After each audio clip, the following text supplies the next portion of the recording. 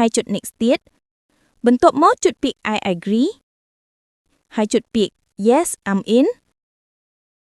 រួចចុចពាក្យ done ជាការស្រេច Hello.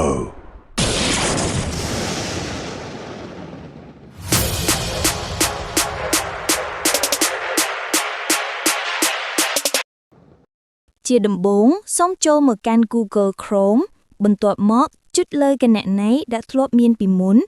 រួចចុចពាក្យ Add Chrome Profile ហើយចុច Sign In ចុច Create Account យកពាក្យ For my personal use បញ្ចូលឈ្មោះនាមត្រកូល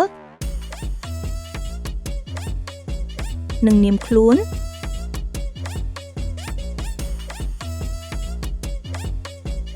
រួចចុច Next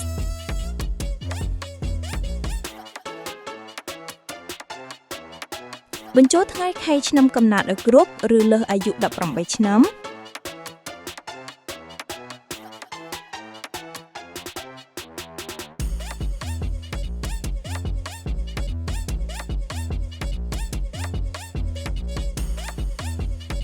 ជ្រើសយកភេទប្រុសឬស្រីបន្ទាប់មកចុច Next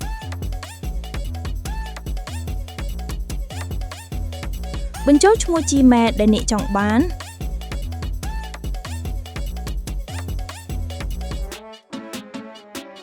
ហើយចុច Next ទៀត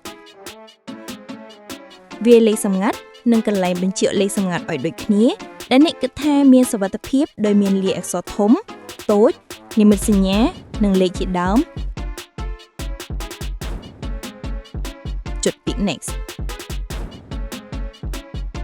បញ្ចូលលេខទូរស័ព្ទរបស់លោកអ្នកហើយចុច Next បញ្ចូលលេខកូដ11ខ្ទង់ដែលខាង Google បានផ្ញើទៅក្នុងទូរស័ព្ទដៃរបស់លោកអ្នក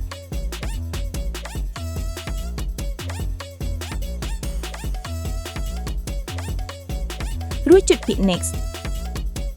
សូមបញ្ចូល recovery email address ដែលលោកអ្នកធ្លាប់មានពីមុនដើម្បីងាយស្រួលស្ដារយក Gmail ដែលយើងហ្វ្លិកពាក្យសម្ងាត់ឬបាត់លេខទូរស័ព្ទជាដើមបន្ទាប់មកចុច Next ហើយចុច Next ទៀត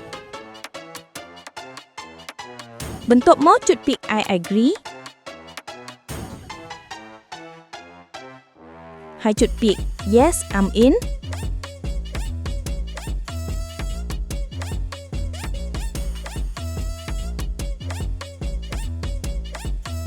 រួចចុចពាក្យ Done ជាការស្រេច